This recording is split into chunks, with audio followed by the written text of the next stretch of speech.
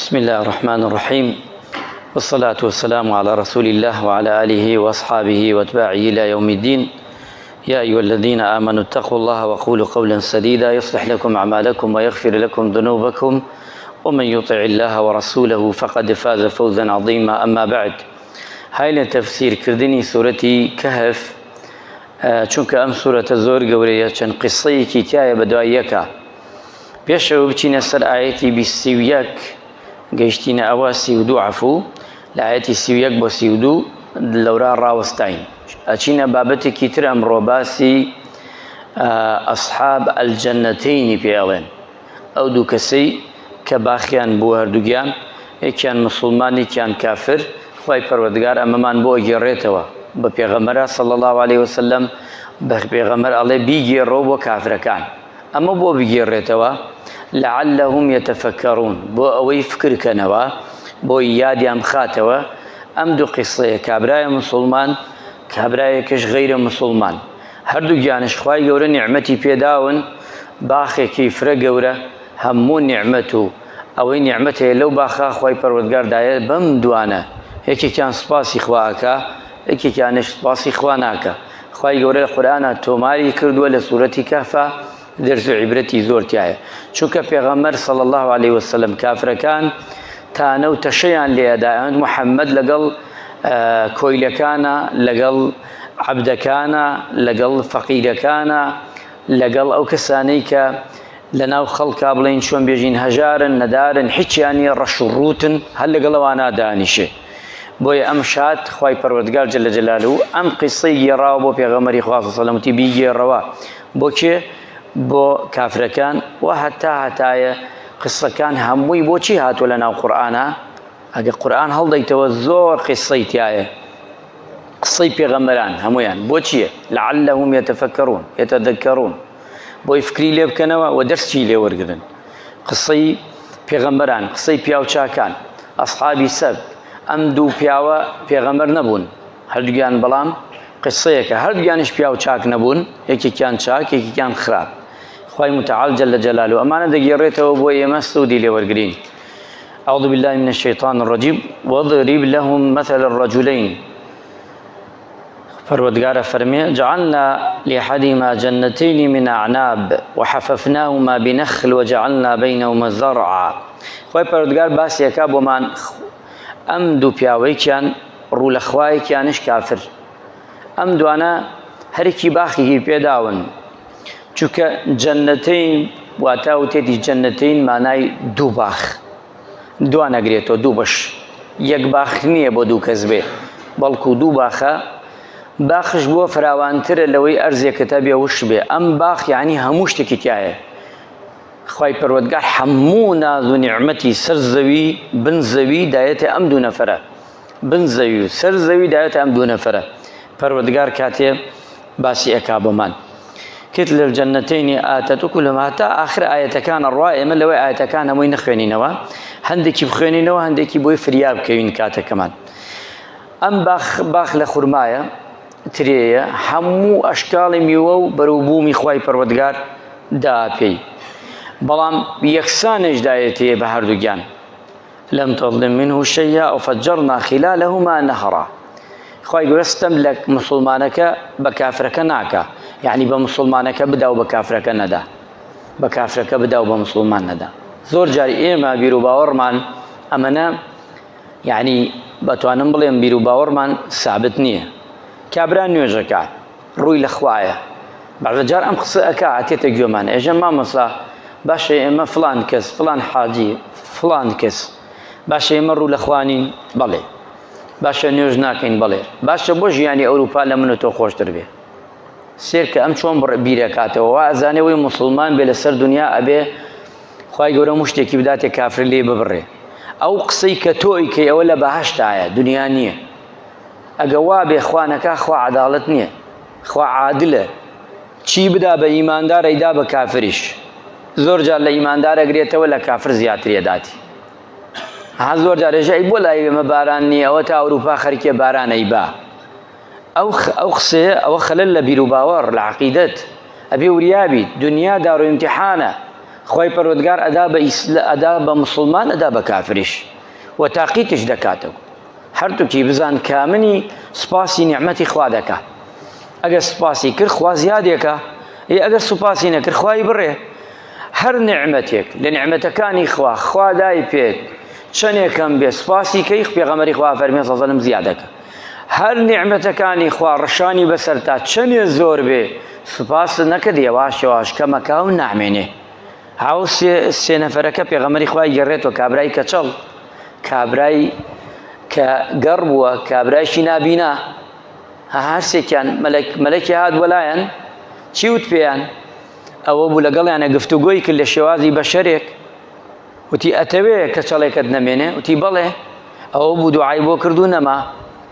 ئەوە بوو ئەوەکەی تریش وتی ئەتەوێ پێستت وەک پێستی جاران بێ بەڵێ پێستی وەک جاران لات ئەوەیشی کە نابینا بینایە عەفوو دووبارە کەچی چاوی هاتەوە دنیای بینی ئەمجا و ئەمرشی کرد خوای گەورە هەرێکی حتا چاو بڕکە مەڕ و ماڵاتیان بداتێ نیعمەتی خوا بڕشێنێ بەس بە ئەمری خوایە تەبەن ئەمە دوای هاتەوە چووە لای کابرای کەچەڵ پێی فەرموو هاتوومە و بەشم دەیت و مناڵم فەقیرە تی نا ئەمە ناتوانم و بەشی نەدا ڕەدی کردەوە وتی ئەمەین لە باو باپیرۆ بۆم ماوەتەوە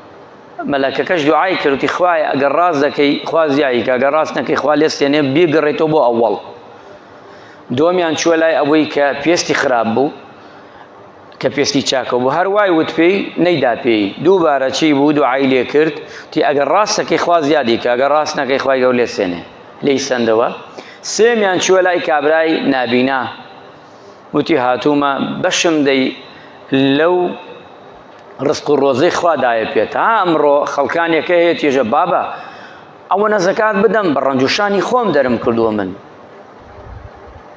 یان باوکو باپیرۆ بۆم ماوەتەوە نازانێ ئەمە تۆمار کراوە ئەم قسانی کە ئەمەیکا پێشی ئەم تۆمار کرا و تاقیش کراوەتەوە کابرای کوێروتی ئەو ماڵی من نییە ماڵی تۆیە بیبە چییە بیبەرە وتی هیچم ناوێ خوای گەورە بۆ زیا کامە ئیمتیحان بوو بەس تۆ دەرچووی دوو برادەرکەت ساقط بوون دەرنەچوون گەڕانەوە بۆ ئەوەڵ ئیماندارانی خۆشەویست بەبەستمان ئەم قیسەیە بۆ هێناومەوە هەموو شتێ نیعمەت ئەیدا پێت خوا تاقی دەکاتەوە ئەم دوو پیاوەشان لە تاقیکردنەوەی خوایە خوا تاقییان دەکاتەوە ئەوە یەکەوە ئینسان یەکەم دەرس هەموو نیعمەتێ سوپاسی لەسەر کەو ئەگە کەمش بوو قەت ناشکوری مەکە قەت ناشکور مەبە چونکە چەندێ سوپاسی خوا بکەی خوا زیادێکە ناشکور بووی خوای گەورە چییە یەواش یەواش کەمێکە ئەگە کەمش بێی بڕێ نامێنێ ئەمجا ئەم پیاوە کە چووە ناو باخەکەی وەکانە لەو ثمر وفجرنا خلالهما نارا وكان له ثمر ئەمجا لە بینی هەردوو گیانە ئەوە نەبوو بێژین ئەم دیم باغ بێ ئەو دیمش باغ بێ و بینی هیچ نەبێ بینیشی ڕووبار بووە واتە جۆگەی ئاو بووە هەمووی ئەمەنە پڕ بووە باخەکەیان وكان له ثمر هەموو بەرەم بوومەکانی تایە فقال لصاحبه وهو يحاوره ئەمجا دەستی مسلمانەکەی گرت کافرەکە بردی وەک ئەوەی تەکەبڕ و شیز لێدا وتی چی پێی ئەنە ئەکثر منك مالا وعز نفرا ئەمڕۆ خەڵک زۆر ئەماڵێ دەرسی دووەم من لە تۆ زۆر پارەم زۆرە من ئەوەنە قەسرم هەیە من ئەوەنە دەسەڵاتم هەیە من ئەوەنە حیمایەم هەیە من ئەوەنە فلان فلان فلان هەتا ئەڕوا نازانێ ڕۆژێ دی ئەمە هیچی نامێنێ نامێنێ وەک ئەم پیاوە هەموو شتێکی بوو دەستی گرد و بردی وتی ها من لە تۆ زیاترم هەیە خوای گەورە زیاتری دا وەدەخەلە جەنەتەوە وهو ظالم لنفسه ستەمی کرد لە نەفسی خۆی بەم قسانە ستەمی کرد زۆر جار مرۆڤ بە چەند وشەیەک ستەمەکا لە خۆی ئەبێتە مایی ئەوەی خوای گەورە ئەوەی کە پێی داوە لێی بسێنێتەوە لای بەرێ وا ئەزانێ بە ئازایی خۆی یان وا ئەزانێ بە زیرەکی خۆی وا ئەزانێ ئەمە خوا دایە پێی خۆشی گەرەک زۆر جار شەیتان بۆیە ڕازێنێتەوە وا ئەزانێ بەمەنە ودخل جنته وهو ظالم لنفسه قال ما أظن أن تبيد هذه أبدا تي أما قد بروانا كم لناوبتي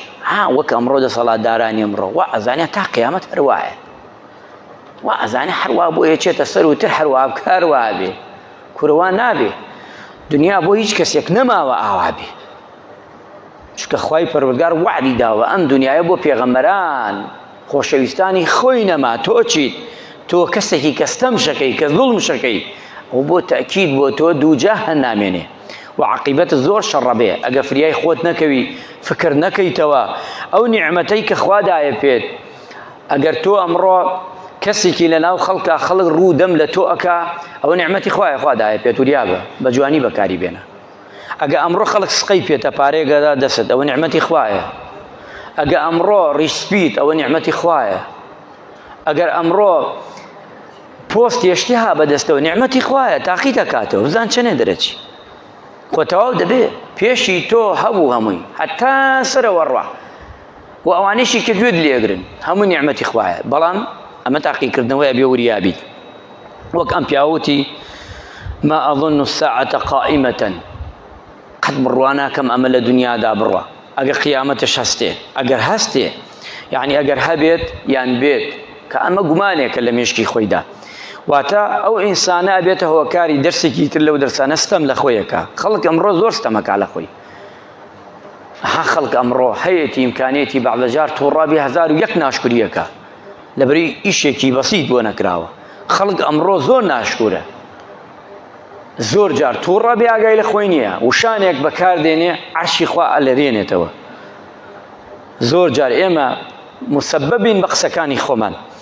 دەرسێکی تر ئەوەیە وا ئەزانێ قیامەت نییە ئیمانداران ئەم پیاوە ئەزانێ ئەوانەی بەردەوامە ئیسلێمە دانیشین ئەمانە بۆ ئەفلان بۆ واکە فیسان بۆ واکە ئەوانەی لە دنیادا ئەگەر لە خۆشی بن ناخۆشیان نەبینی بێ مەگە شەیتان نایان خەڵەتان ببێ ئەنا قەت ئاگایان لە هەژار و فەقیر و لێ قەوماو نییە قەت فکری قیامەتیانش نییە وە با بزانن وەک ئەم پیاوە ئەها ئەڵێ بڕوا ناکەم ئەمەم لە دەست بچێ کابرا ئەگەر ڕۆژێ دەربچێ خەڵک سرەی بۆ بگرێ بە مانگ و بە دوو هەفتە بچێ بۆ لای تۆ بڵێ ئەمە دانیشێ وەک من و تۆ عیبادەت بکە و فکری خوا و قیامەت و قەبری بێ بابە هۆڵی دنیا و باوشیدا لە دنیا ئەوانەی کە تۆ باسیەکەی قسانە بۆ خۆتە بۆ ئەو نییە ئەگەر بۆ ئەو بێ وەک خەڵکانی تر و وە کەسانی تر ئەبێ لەگەڵ هەژار و نەدار و لێ قەوما و حەقی خەڵک ناخوا بە نەحەقە بەڵکو ئەمانە ناوە نین ئەمانە هان لە شوێنێکی ترە ڕەهافێکی تر وازانی هەر قەبر قیامەتە نییە ناگەڕێتەوە ڕۆژە بۆ دیوانی خوا ئەمجا ئەفەرمێ لەمە زوڵمتر لە خۆیەکە ئەم پیاوە چی ئەڵێ ولئن رددت إلى ربي لأجدن خيرا منها منقلبا سيركا أواني وان الله بقرمو بقيامة خوالما باشترم بيدا وازاني لقيامتها بشان وشوكتي أما خوا بيدا يعني قد أمام كمناك هذا خوا قيامتش هستيه كتشي بي كأيدات وهموي بيم كواتا إنسان ببزاني هموش دي نعمة خوا داي بيلي إسينيتو كوتاي هردي بچاك بيان بخراب قال له صاحبه وهو يحاوره أكفرت بالذي خلقك من تراب أهم بردوام أم بياو إدين دارا بيدنگ نبو لم قسانه مسلمان عزيزة كان قد نابي لقصي حق بيدنگ بي كسيك خرابا كابي بي بلي أم بياو إيمان دارا چي وت بي وهو يحاوره يعني تنشتي لقل آيتي أكفرت بالذي خلقك من تراب باشە توخوا ئەم حەمکە نیعمەتەی پێداوی کوفری ئەو خوایە کەی کە تۆ لە خۆڵ دروست کراوی ئەیگەڕێتەوە بۆ ئەسڵ ئەی خاتە یادی ئەمجا فەرمیە ثم من نطفە لە ئاوێکی سازگارش نا لەو نطفە ئاوە دروست بووی ثم سەواکە ڕەجولا ئەمجا بیتە ئەم پیاوە ئێستا ئاوە فیز و تەکەبر لێدەی كأنما أما بشان الرنجي خوتيكي أما بيغلي أم بياوة بس يقوناغ بيغلي طبعا بلام تشاك بزانا لكن هو الله ربي من بس خداي پروردگار شايتي دا بس خداي پروردگار بخواي خو مزانم او ايش هداية بيم بتاقي كردنا وهي خاتي يادي ولا أشرك بربي أحدا وشريك شي وقرار نادم نالم ما يخوما ناڵێم ئازا و بازەی و دەست و حمەت و هینی خۆمە ناڵێمین باو باپیری خۆمە ئەمە ناڵێم بەڵکوینە و خودایی و شەریکی بۆ قەرار نادەم ئەمجا ئەفەرمێ ولولا إذ دخلت جنتك کاتێک کە داخڵە بی جەنەتەک یعنی باخەکەت مەبەستی ئەوەیە کە داخڵ ئەبی چی بڵێ پێ خاتە فکرەژێ ئەم قسانەی کە تۆ کردت ئەی کەسی بێ باوەڕ ئەمانە باش نییە فێرمانەکە دەرسێکی تر لەو دەرسانە ئەفەرمێ ئەمە بڵێ ئەمە باشترە هەر شتێکت بینی جوان بوو هەر شتێکت بینی و لات زۆر غەریب بوو معجەب بووی تۆی مسلمان ئەمە بڵێ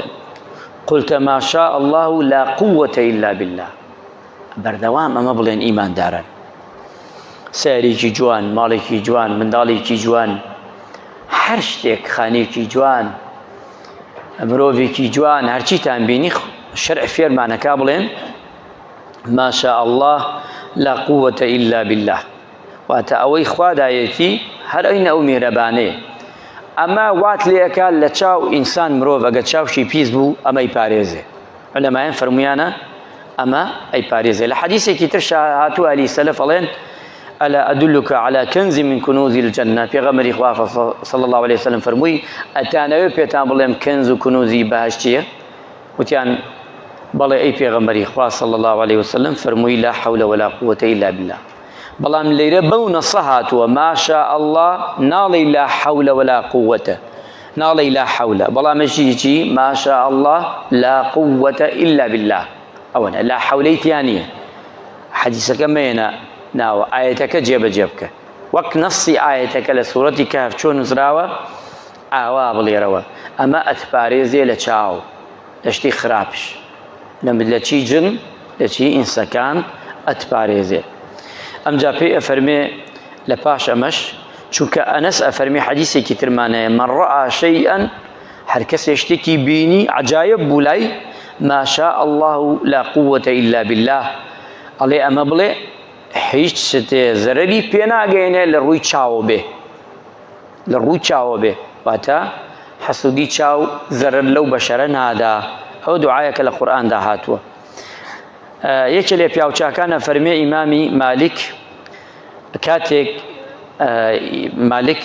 ئەشبعی گێڕێتەوە ئەڵێ ئەچووم بۆ ماڵ مالک لە بەردەم دەرگاکەی ئەمە نووسرا بوو ئەم وشە جوانە لە بەردەم دەرگاکەی نووسرا بوو یەکێ لێ پیاوچاکان ئەفەرمێ یەکێکی تر ڕەئیت على بابی وەهب بینیم لە دەرگای یەکێ لە پیاوچاکان ناوی وەهب بووە مەکتوبەتەن نووسراوە بە نووسین ما شاء الله لا قوة إلا بالله هەر ئەو ئاەتە تۆ دووبارە کراوەتە ناو سیارەکەت داینە ئەمە شتێکی جوانە ئاەتی خوایە دیزاینە جوانی بۆ بکە و داینە لە ماڵتا هەڵی واسە شتێکی جوانە ئینشاءڵڵا ئەبێتە مەحفوظی ماڵەکەت ئەبێتە مەحفوظی سارەکەت ئەبێتە مەحفوظی هەموو شتێک ئەتوانی ئەمانە بەکاربێنی چونکە ئاەتی خوایە لەو شتانە خرافاتانە باشترە کە ساحران و جادودان دروستی دەکەن ئەمجا فەرمێ خوای پەروەردگار فأصبح يقلب كفيه على ما أنفق لە کۆتاییدا خوای گەورە لەگەڵ کافرەکە کە لی سندەوە وأحيط بثمره چی کرد ئاوە دەستی ناوەدا و دەستی یەکا کاتی خوای گەورە تاقی کرد لە تاقیکردنەوەگەر نەچوو باخەکەی هەمووی لێ سندەوە ويقول يا ليتني لم أشرك بربي حدا خۆزگایە نەموتایە ئەوانم نەوتایە بمتایە ئەمە بە ئازایی خۆم و شەریکم بخوا قەرار بدایە و بمتاین خۆمە و بە هیلاکی خۆ و ڕەنجی خۆم و یعنی گشتم بگەڕاینەوە بەلای خوا بەڵام قیمەتی نییە قیمەتی چییە خەڵکی ئەمڕۆ وایە هەتا هەیەی سوپاسی خوا ناکە کە لێی سندەوە ئەگەڕێتەوە سبحان الله زۆر جار زۆری نەمان وایە لەشمان ساغا بە گوێرەی پێویست سوپاسی خوا ناکەیت کاتێ نەخۆشیەکرێتە ناو جەستەمان ئەو کاتە زۆر سوپاسی خوا کرد خۆچاکە بەس خۆزای لێو کاتەشمان کردایە کە جەستەمان عیبی نەبوو ماڵمان هەمانە حتا زۆرمانەیە و پڕین تێرین زۆر جار بە گوێرەی پێویست سوپاسی خوا ناکەین ناوکەوانێ کاتێک کەم دەبێتەوە زیاتر سوپاسی خوا کرد ئەو کاتە ئەمە چییە ئەمە خوا ئەمەی پێخۆش نییە عەبدێکی پێخۆشە بەندەیەکی پێخۆشە ئەوەی پێخۆشە کە چی بکە لە کاتی ناخۆشیە زیاتر بگەڕێتەوە بەلای خوا و لە کاتی خۆشیە زیاترتر چونکە خوای گەورە تاقی دەکاتەوە بەوەی کشتی ئەداتی خوای پەروەردگار کاتی ئەم پیاوەی سندەوە ئەوە بوو گەڕاوە بەڵام ئیسفادەی نەبوو بەڵام ئەو پیاوی ئیماندارەکە خوای گەورە زیاتر ڕشانە سەریە بۆیە ئێمە ئەبێ ئەم قیسانە لە قورئاندا لەسەری ڕاوەستین دەرسەکانی وەرگرین و ئەم قیسانە بۆ لە قورئانە باس کراوە خۆ هەر بۆەوە نییە قورئان بڕازێنێتەوە بۆ ئەی من و تۆ سوودی لێ وەرگرین ئیسفادەی لێ بکەین ئەمڕۆژ ئیمانداران تەفسیری کوردی زۆر هەیە جار جار دانیشن بۆ خۆتان بیخوێننەوە لە ماڵە قورئان ختمەکەی چاکە عیبی نییە دای بنە یان زەمانەکەی تر یەک ختمەی تەفسیر بکە یەک ختمەی تەفسیر لێی سەر بۆ سەر سێمە قورئانمان زۆرە خۆزگای خێرەومەنێ بواە هەر مزگەوتێک سێ و چار قورئانی تەفسیری باش و چاک و نایاب بیخستایە مزگەوتەکان بۆی بیخوێننەوە بیخستایە ئەو شوێنانەی کە قورئانی تایە لەگەڵا بیخوێننەوە چەند خەیرە هەر وشەیەک خەڵک فێر دەبێ ئەو ئیسفادەی تایە و واجر و پاداشتی بۆ نووسی خۆی گەورە ڕحمەمەلایەکمان بکە عاقبەت خێرمان بکە لەشمان ساغ بکە خوای لە قورئانەکەی خۆت بە جوانی بە چاکی تێمان بگەینی یا ڕەبی خوای لە ڕۆژانەی خۆمان جێبەجێ کەین ئامین ئامین والحەمدولله رب العالمین